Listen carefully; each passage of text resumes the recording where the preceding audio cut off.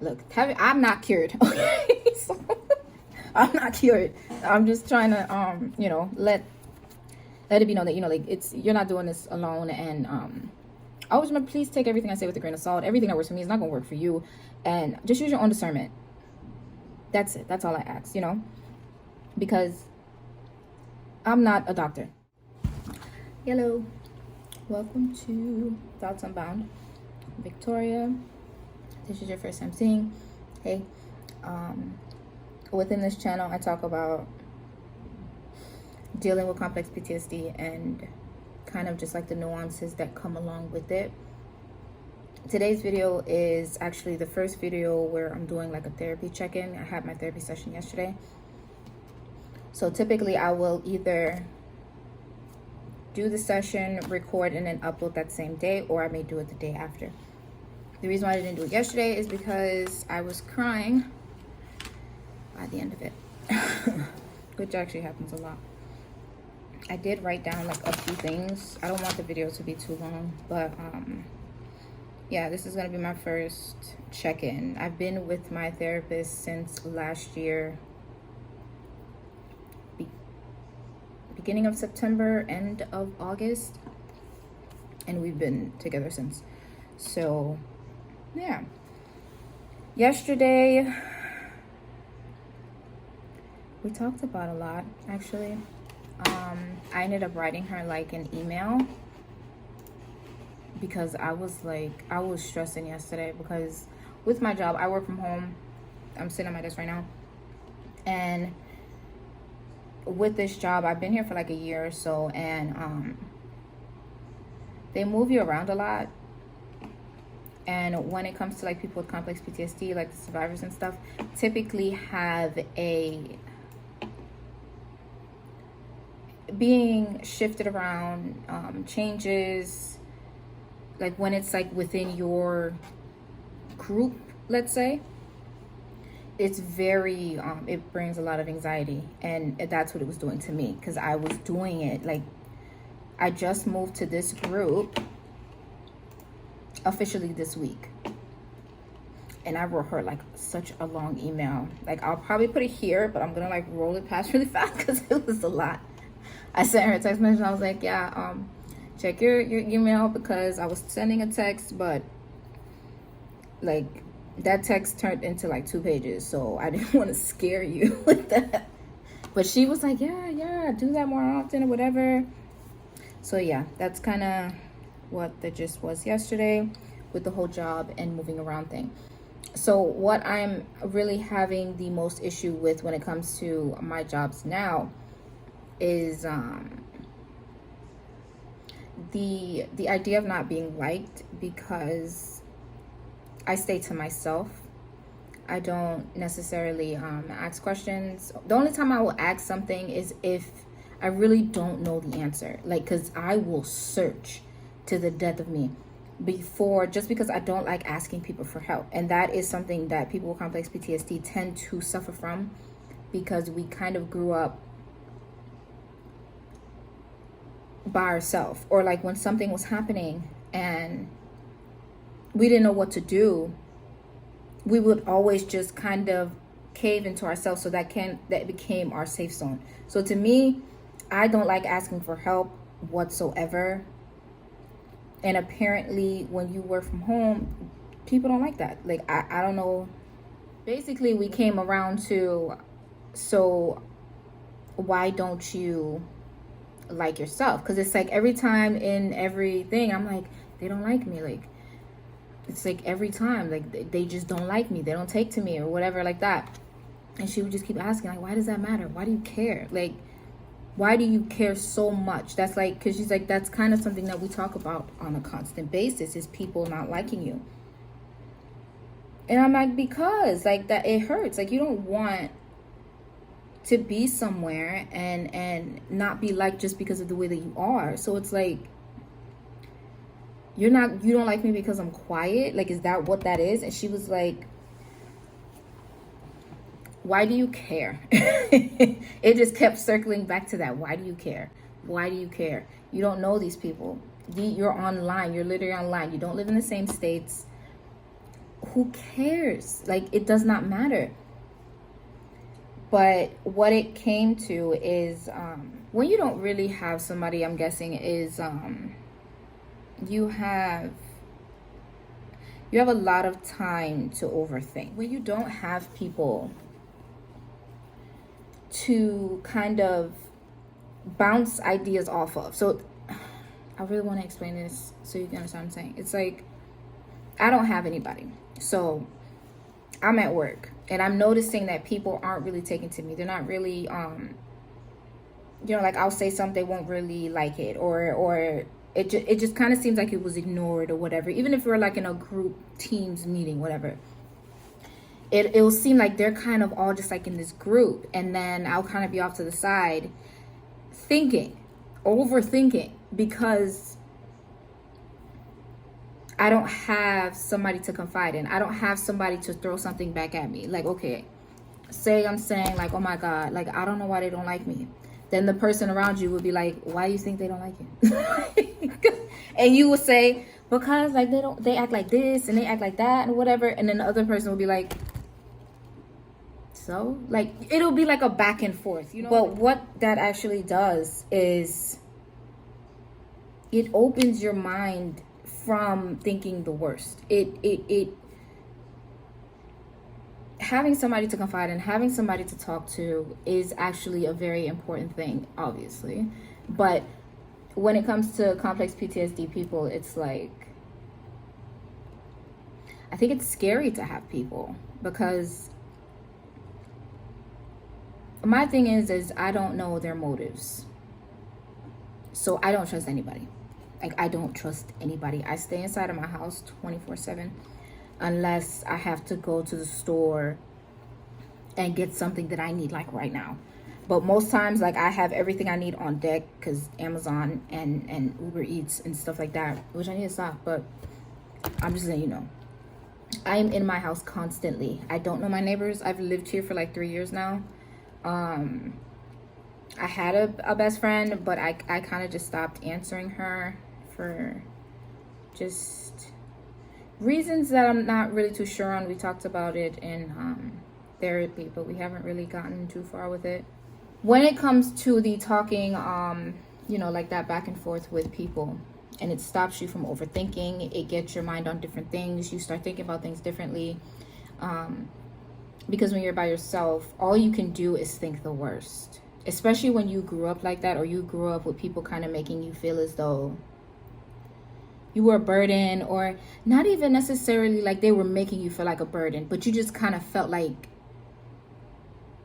people didn't really want you around, or it didn't matter if you were around or not. I'll say it like that. Like, it didn't matter. Like, if you were there, fine. If you weren't, fine. Like, it would not matter. And that's how we end up overthinking, because then we're like, why don't they like me? Why don't they like me? And then you start thinking back of things that happened in your past, and you're comparing it to, this person used to do that too, and they didn't like me because of this. So then you'll start to build these, like, you'll turn the people in your life now into the people from your past because of things that they do.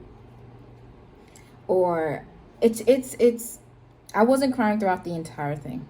It was, I was fine, because I actually told her during it, I was like, I'm tired of crying. Like, it's like, people say crying is good, but it's like, I mean, all it does is make your eyes burn and then you get a freaking headache. Like, it's releasing stuff, but it's like, by the end of the day, everything that you just cried out is filled back up again.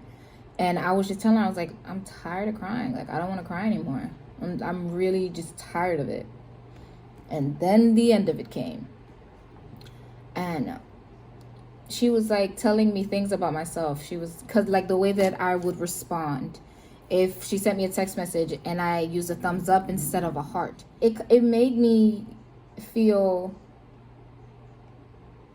like somebody's actually taking the time to kind of see the difference in my responses, see the difference in the way I'll say something or spell something, or it's just, she was noticing things about me. And then, I'm sorry, I cursed. If you don't like that, I'm sorry. And then she was like, you're just looking for somebody to care, really care, not for it to be like kind of like that small type of like small talk care. It's like that real care. It's like, I think majority of us are empaths. Like, I'm not even gonna sit here and lie, and I hate saying that word because the way that it's used now online is ridiculous. But we're people who can pick up on vibes really quickly, or we get like in depth and people won't understand it. And the only reason why I say that is because when we were younger, that was the only way that we knew if something was safe, because we had to pick up on little things. If you have complex PTSD, more than likely you know what I'm talking about. We're able to just pick up on it. Like, it's a vibe. It's just a vibe. It's annoying as hell. Truthfully, I like it, but at sometimes I really don't like it because I don't want to feel other people's emotions. I want to feel mine. Which is why I can't feel mine, because all I'm doing is paying attention to everybody else's emotion around me. The reason why it bothers you so much, why nobody likes you, or you're seeing it as nobody likes you, is because you're looking for love. You're looking for a validation from other people that you are not the way you think of yourself, but trying to, in a sense, like give them your information so they can give you their love, in a sense. I was like, I don't do that. She was like, so why do you, every supervisor that you have, why do you tell them I have complex PTSD? I was like, so they would know. She's like, no. No. You're doing it so they can tell you that, no, you're not weird. No, I don't think you're weird. I think you're fine. That's what I'm looking for from them. But not, I'm doing it sneakingly, or like I'm trying to switch it around so it could be something else, or seem like it's something else that I'm asking for, when in actuality it's just I'm looking for that validation from them. And then it hit me like so fast. I was like, I think I know what it is. And she was like, what? I was like, I miss my mother's love. Oh my God, I started to cry. I'm not crying on here. You're looking for somebody to tell you that you're not weird. You're looking at somebody to tell you, no, I understand you. Like, it's fine. You're fine. Because I will blow my top and then the next day be like, damn, why did I do that? And I'll be so embarrassed to the point where I'll go back and I'll apologize and I'll try to over explain, like, no, it wasn't nothing to do with you. It's just I'm having to deal with this and I'm triggered and da da da da and da. I give too much information when it doesn't matter anyway to them. It's like I'm trying to find my mother's love in everybody around me. Because that's how me and my mom were. Like, me and my mom would fight, argue, yell. And I say fight, I mean fight. Like, I'm not even playing. Like, we would fight. She was a drinker, and that's like it. Yeah, that's for another day. But I was like, I miss my mother's love. I'm looking for that love. I'm looking for that unconditional love. I'm looking for somebody who will not give up on me, because she never did. And until that day she passed away.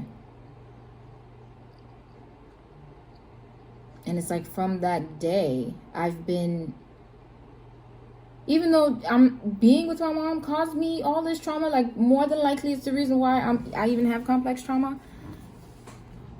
Because I loved her to death, but she would scare the shit out of me sometimes. And then it's just a lot of traumatic shit that happened. It's a lot. But what I will say is with complex PTSD, our emotions are intense.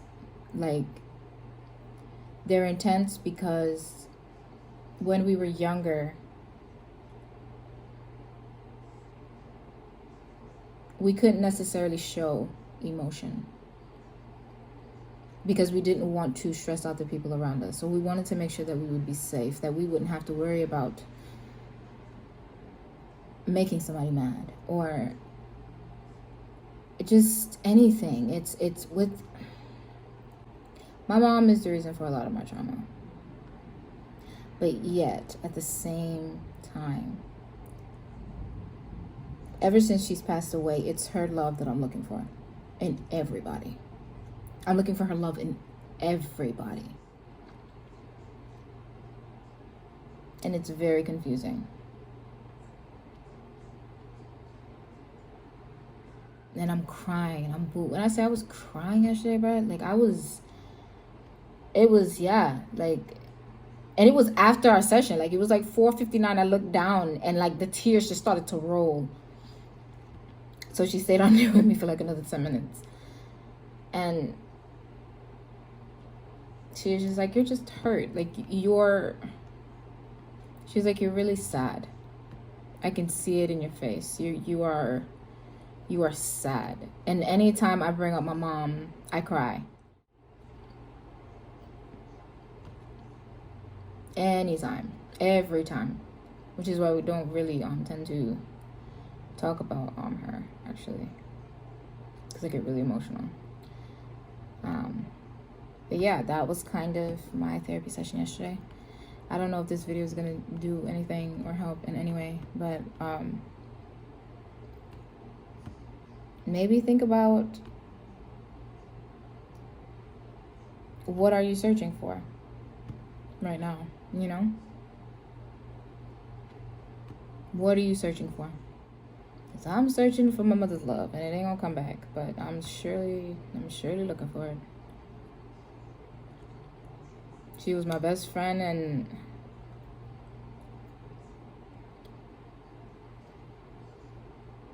it was just bad. It's really bad. Maybe over time I will make videos and stuff like that about like some of my trauma and stuff like that. I won't get too far into it, but I will be open. And if you do have any questions that you maybe want me to answer, or anything that you're just thinking, because I know how it is to overthink and just, if you watch this whole video, child, you are the GOAT. If you didn't, I ain't even mad. And you don't see this, but I'm not even mad. What she ain't mad about, it don't matter. I'm not even mad. It gets long. But yeah, so that's the first check-in from my therapy session, dated 7/6/23. I'm done. I'm gonna stop it now, because it's time.